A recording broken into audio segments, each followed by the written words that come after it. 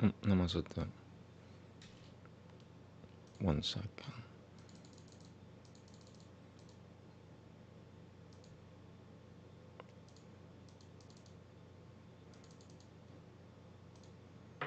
Okay.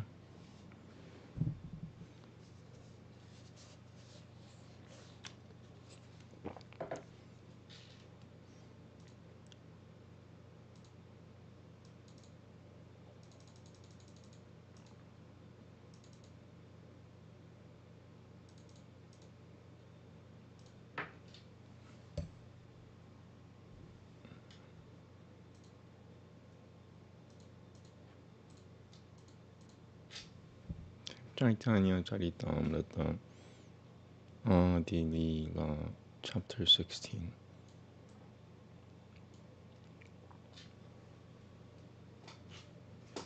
Mic check, 1, 2, 3. Okay. Shloka 1. I worship Chaitanya Prabhu, whose nectar stream of mercy, even though it floods the universe, always appears to be going to the lowly. Glory, glory to Sri Chaitanya, glory to Nityananda, glory to Advaita Janandra, glory to the hosts of Gaura Bhagadas. Shloka 2. He who is worshipped by Lakshmi was come embodied to the householder stage, and by the goddess of speech, in the guise of victory over the Digvijayi, may that youth Chaitanya be victorious.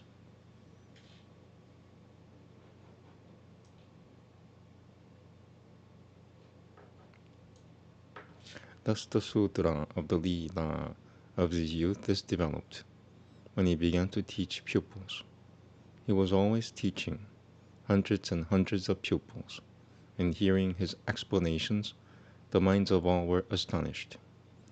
All Pananduitas in all the Shastras were defeated, but because of his piety and humility, none of them was saddened.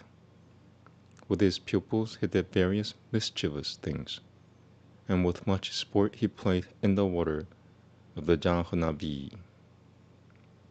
After some days, Prabhu went to Banganga. Wherever he went, he caused people to make Namaste. Their minds were astonished by the power of his learning, and pupils by the hundreds came and began to study with him. In that country there was a Brahmana named Tapana Mishra. He was not able to ascertain what is to be attained, nor the way to attain it. In many Shastras are many positions, and the mind is confused. The best way of attainment and what is to be attained is not certain. In a dream, a Brahmana said to him, "Here, Uttapana, Guru Nimai Pananduitam. He will ascertain for you what is to be attained and how to attain it. He is the apparent Ishvara. There is no doubt." Having had this dream, Mishra came to the feet of Prabhu and submitted to him the whole story of the dream. Prabhu was pleased and spoke of the Satya and Satana. Make Nama Samkirtana.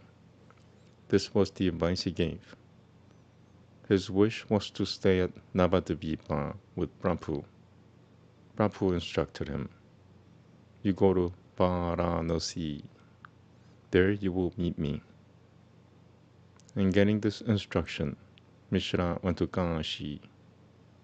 I cannot understand this incomprehensible Leela of Prabhu, why he sent him to Kashi Puri, causing him to leave his own company. In ways such as these, he did great service to the people of Banganga. Giving them the name, he made them Bhagatas, and he taught them as a Pananduitam.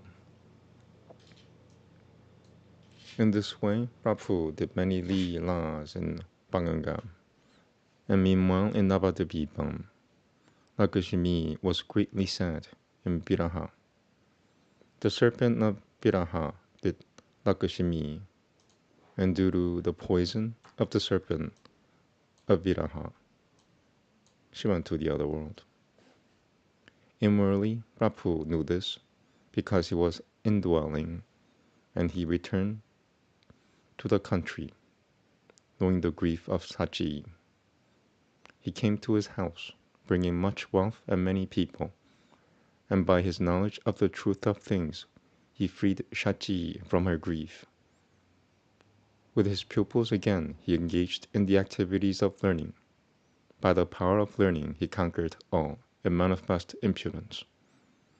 Then he married Vishnupriya Thakuranui, and he conquered the Digvijayi. Vrindavana Dasa has explained all this, but it did not expand on the faults and good points of their disputation.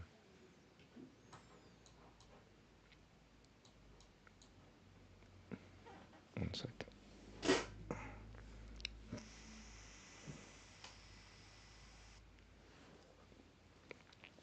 Making obeisance to him, let me speak of that part.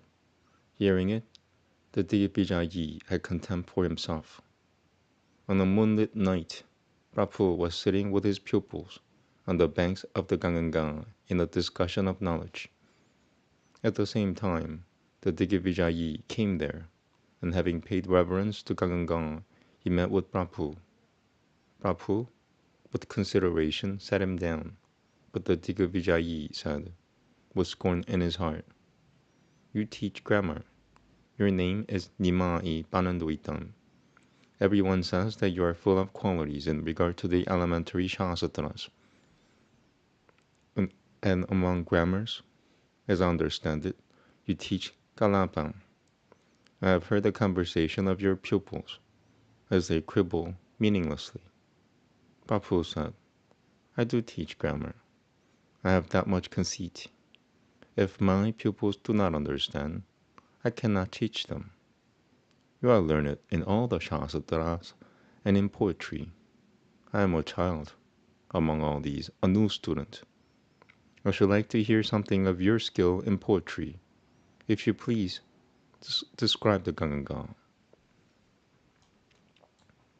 Hearing this, the Brahmana began to make the verses, and in a Khatui proudly composed 100 shlokas celebrating the Ganga.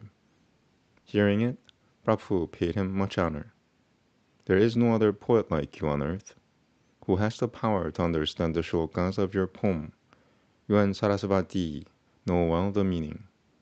If you explain in your own words the meaning of one shloka, then we will all be most happy." Then the Digvijayi asked which shloka to be explained, and Prabhu recited one of the 100 shlokas. Shloka 3. The greatness of Ganga is this, that she gleams eternally and intensely, that she, lovely, born from the lotus feet of Shri Vishnu, her feet worshipped like a second Shri Lakshmi by gods and men, resides full of wonderful virtues on the head of Pavani's husband.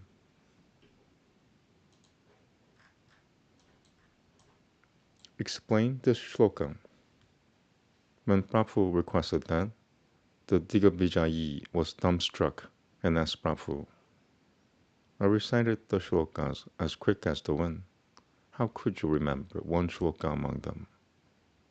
Prabhu said, "The gift of the gods to you was the gift of poetry. So by the gift of the gods, some can hold things in their memory." Then the Brahmana, being favorably impressed, explained the shloka. Then Prabhu said, "What are the qualities and the faults of the shloka? Tell me."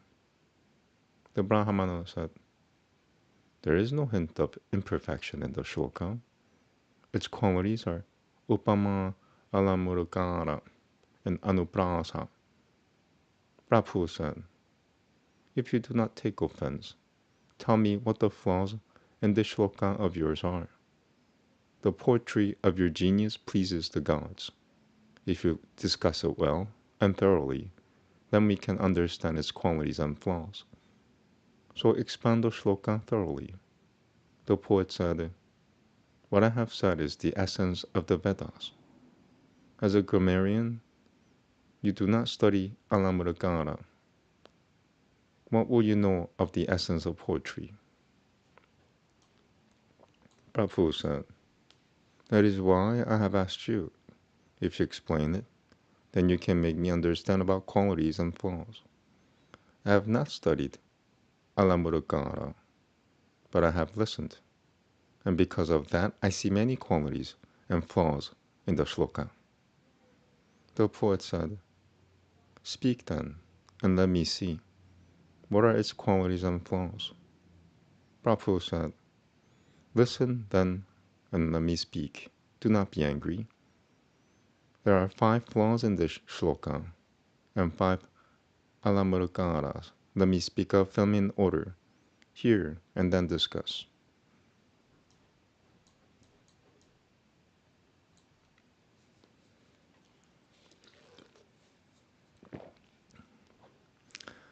Twice there are signs of avimurashurta vityamsha, or incomplete epithets, and there are the 3 flaws of viruddhamati, or misleading, paganakrama, or irregularity, and punaradadan, or protraction.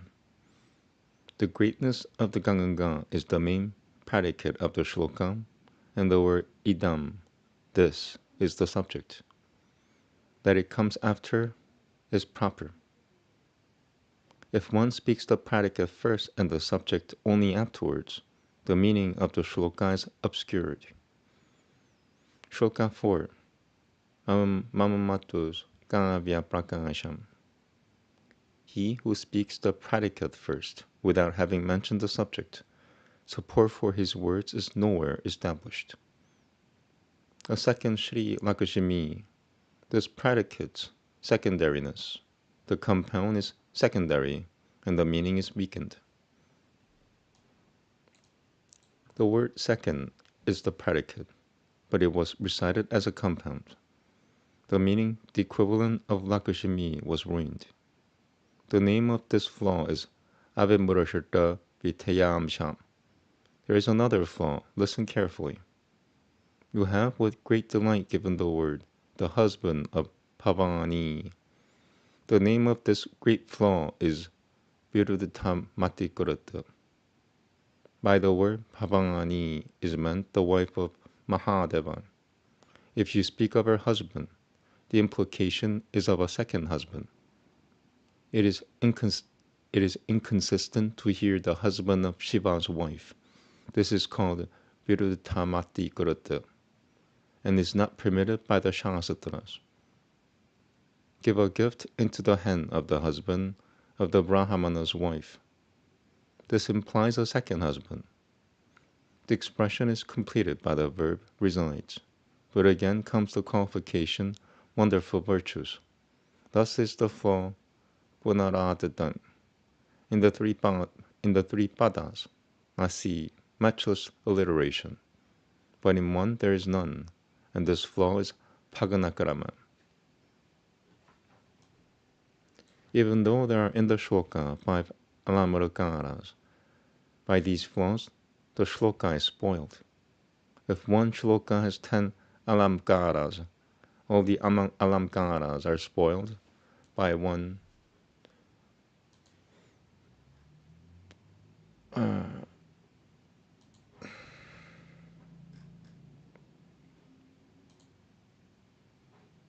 flaw. As of a beautiful body adorned with ornaments, by a single spot of lukodharma it is spoiled. Shloka 5. Paratas natyashasatram. As a beautiful body richly adorned is made ugly by one spot of lukodharma, so is a poem, though full of rasalamkara, if there is a blemish. Okay, I'm halfway through. You know what? Okay, I'm gonna just finish this paragraph and take a little break. Now, here a discussion of the 5 alamkaras.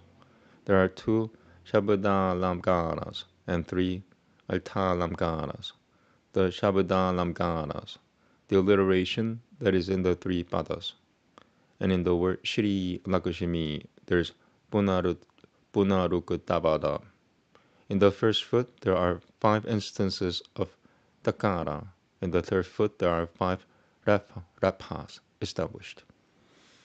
In the fourth foot, 4 Pakaras are manifested, and these are the alliteration Shabadalamkaras. By the word Shri and the word Lakshmi, one matter is stated. It appears as near repetition, but it is not repetition. In the meaning, Shri Yukata Lakshmi or Lakshmi possessing Shri is a difference of meaning. It is a suggestive Punarukuttabada, a kind of Shabadalamkara. Lakshmi Rivan is an Arthalamkara, a manifestation of Upamaya. And there's another Arthalamkara known as Viroten.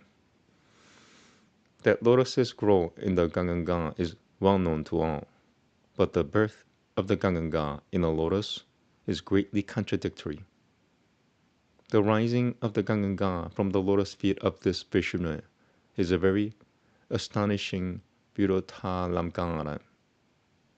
The manifestation of the Ganga by the Achintya Shakti of Ishvara. In this there is no contradiction, there is only apparent contradiction.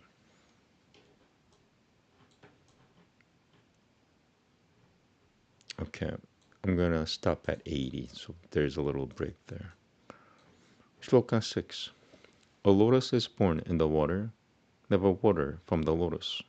But the astonishing thing is that in Murapi, the contrary of this is true, that the great Ganga issued from his lotus feet. The greatness of the Ganga is to be established. The process of its establishment, its arising from the lotus feet of Vishnu, is Anumana Alamkara. Basically, there are these 5 flaws and 5 Alamkaras.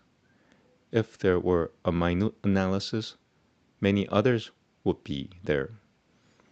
Your genius is the grace of the gods and the gift of poetry to you. But poetry which is unanalyzed certainly retains the obstruction of flaws. If one makes poetry after analyzing it, it is most stainless. And if it possesses alamkaras, its meaning glitters. Give me 1 minute, thank you.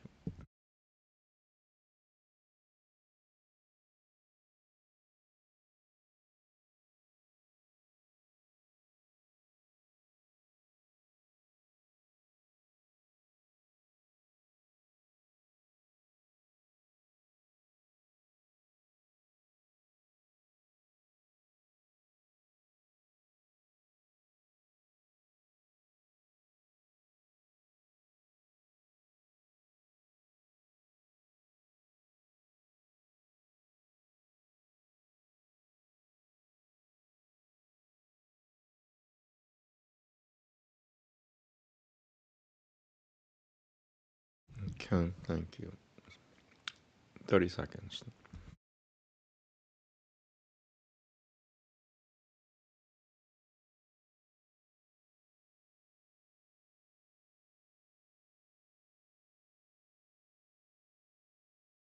There you go.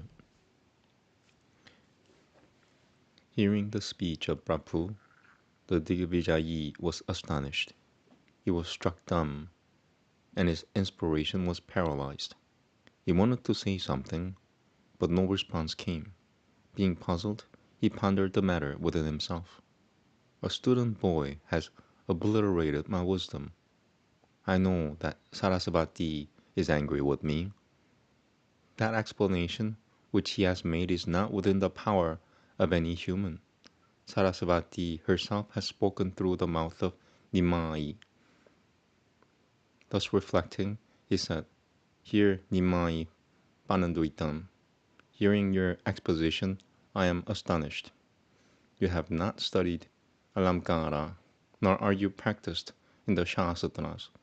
How is it that you can articulate all these meanings? Hearing this, Mahaprabhu was very playful, and knowing his heart, he said mischievously to him. In discussion of the Shastras, I know neither good nor bad. Sarasvati caused me to speak. I spoke her words. Hearing this, the Digvijayi decided, the Devi defeated me by means of this child. Today I shall petition her, with mantras and meditation, to tell me why she brought me such humiliation through this child. Truly, Sarasvati caused me to compose an imperfect shloka, and she hid my wisdom at the time of discussion of it.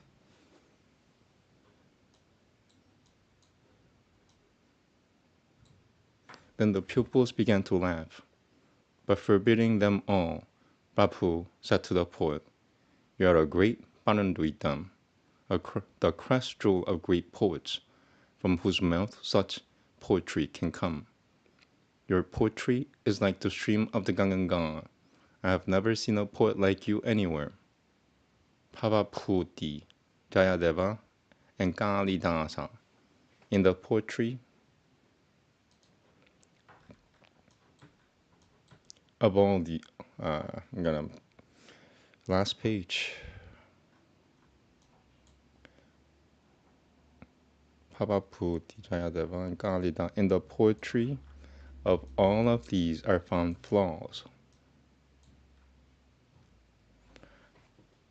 A discussion of qualities and flaws. This is but little to be admired, but the power which gives rise to poetry, that is to be praised. Do not mind my childish frivolity. I am not equal to one of your pupils. Now go home. Tomorrow we shall meet again, and I shall hear from your mouth a discussion of Shastras. So the two went each to their own homes, and in the night the poet worshipped Sarasvati. In a dream, Sarasvati instructed him, and he knew Prabhu to be the manifest Ishvara. In the morning he came and took refuge at the feet of Prabhu. Prabhu was merciful to him, and he broke his bonds. The fortunate Digvijayi had fulfilled his life. By the power of his learning, he gained the feet of Mahaprabhu. All these Leelas Vrindavanadasa has described. Only a few special parts have been described here. The Leela of Caitanya Gosvami is a stream of nectar, and at the hearing of it, all the senses are satisfied. Guru Shunodasan, whose hope and faith lie at the feet of Rupa and Raghunatha, tells of the nectar of the acts of Caitanya, the Caitanya Caritamrta. Okay, I'm done. Thank you. I'm gonna mark it done. So I'm done for the night, I guess. Yeah, I already chanted 80 rounds. God told me to do not chant more than 80 rounds. So I'm not chanting anymore. Thank you. Have a good night. Na shaka, na shalom.